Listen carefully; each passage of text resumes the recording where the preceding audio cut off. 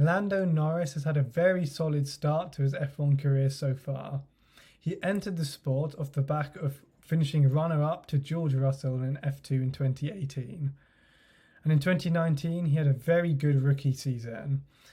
Despite having half the points of teammate Carlos Sainz, he managed to out-qualify the Spaniard, bring home some solid results with some bad luck, and win the hearts of many F1 fans across the world. In 2020, he made some amendments to his driving, kept up his good qualifying form against Sainz, and finished within 8 points of the Spaniard in 2020. 9th in the standings for Lando, 6th for Sainz, and a top 3 finish for McLaren, so very impressive nonetheless. In 2021, Lando will definitely have his toughest challenge yet. With Daniel Ricciardo coming to the team, McLaren have got themselves a proven race winner with that winning know-how. And for me, he's an elite tier driver who's going to take McLaren to the next level, that's for sure. As we can see, Ricciardo himself had a stellar 2020, especially compared to 2019. Last season, he finished 5th in the standings on 119 points, ahead of both McLaren drivers, arguably in inferior machinery, as well as having 2 podiums. The question is, can Lando bring the fight to Daniel? In this video, I'll be assessing and evaluating his prospects for this season, comparing his strengths and weaknesses to Daniel, and eventually coming to my own prediction about McLaren this season. Lando has shown over the time he's been in F1 that his biggest strength lies over 1 lap. Displayed right now is both Lando and Daniel's qualifying records versus their teammates since 2019, since Daniel was at Renault and since Lando was in F1. Both are quite impressive records. However, what stands out is Daniel's records against Hülkenberg and Ocon. As we can see, he outqualified Hülkenberg 14-7, having a median advantage of around a 1/10. With Ocon, he outqualified him 15-2, with a median gap of roughly 2/10. Norris, on the other hand, had the measure of Sainz just about in terms of the scores, but in terms of the percentage pace, he was a tad slower, behind by 0.006 in 2020. Not bad at all, but with Daniel coming in, someone who's formidably quick over 1 lap, Lando's definitely going to have his work cut out. When it comes to Sunday driving, though, I think Daniel will really have the upper hand. As I said before, he's a proven race winner. We all know he's an A-lister of the sport now. He's one of the most complete drivers around. In terms of being the complete package, I only think Hamilton, Max and Fernando are better than Daniel in this regard. I see this as an opportunity for Lando to learn from him, look at all his experience, see what he's doing and try and replicate that in years to come. We can see Ocon was improving his performances by the end of last year, so I think I'm expecting Lando to do the same whilst starting off on the back foot. As we saw in 2020, Daniel got every inch of performance out of his Renault. He was mega consistent, his remarkable racecraft, as we've seen over the years, he still has that. I think he's going to take everything he learned from moving from Red Bull to Renault into his new time at McLaren and do something similar. As we saw when he moved from Toro Rosso to Red Bull or from Red Bull to Renault, he walked into 2 very experienced drivers' teams, if you like, and completely dethroned them.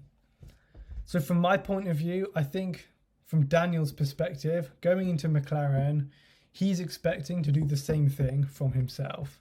And it's up to Lando to stop that, to bring the fight to Daniel and show that in the coming years, he can also fight with the likes of Verstappen, Leclerc and Russell in terms of being one of the top talents the sport has to offer. My prediction for this year has McLaren finishing 4th in the Constructors' Championship. Not that I think they're going to be any worse than they were in 2020, but there was still a very big gap between the midfield and the Red Bulls and Mercedes cars. I'm expecting Ferrari to fill that gap because we must remember the main reason they were very far behind in the first place in 2020 was mainly due to the power unit. Rumour has it that they found some of that power back, so I'm expecting them to be a bit ahead of the midfield, return to the top 3. McLaren, they're going to stay where they are in my books. A solid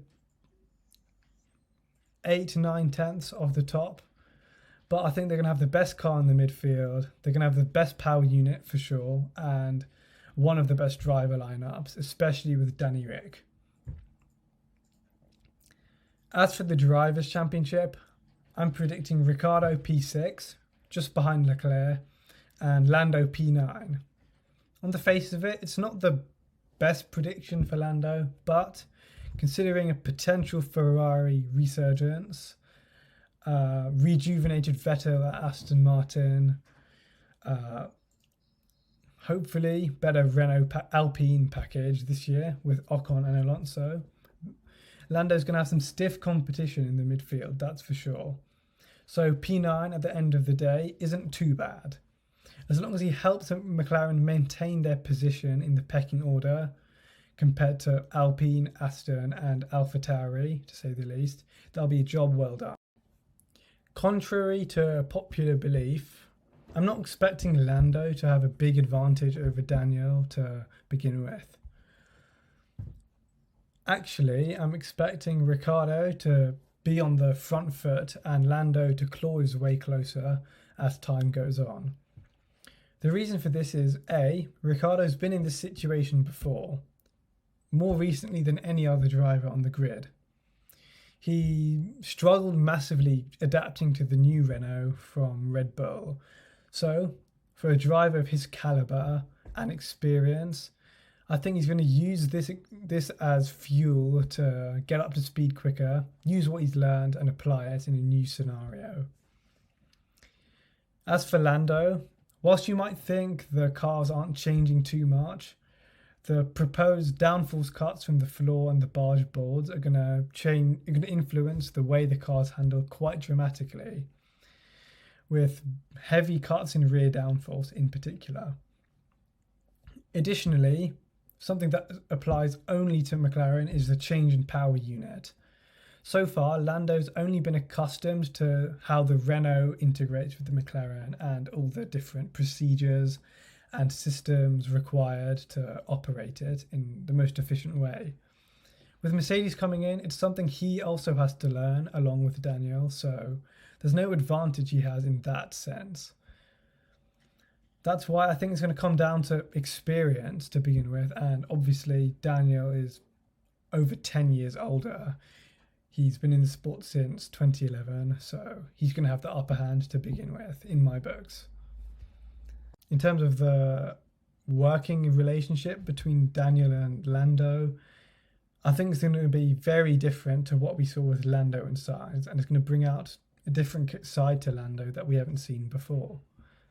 Daniel said already it's not going to be a comedy show. He's there for business.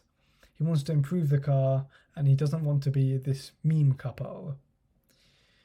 I feel like he's matured quite a lot since his Red Bull days with Max, and the days of being the paddock joker, if you like, are well and truly behind him. This stint at Renault, to me at least, seems to have made him more of a leader. It's made him realise he is one of the best drivers in the sport, and it's taught him what he's really capable of as a driver and as a team player. I think they're going to have a very healthy relationship. They're two very relaxed personalities, easy to get on with. So I don't see any friction happening, none of that nonsense going on. Daniel or Lando aren't really people to play mind games either, like we've seen with many drivers in the past. Rosberg, Schumacher, to say the least. Again, none of those games. I can't see that happening at all. Overall for McLaren, as I said, maintain where they are in the pecking order and not slip back. Do a Ferrari if you like. Should be a good target for 2021 going into 2022. Ultimately, it will set them off on the front foot for the new regulations next year.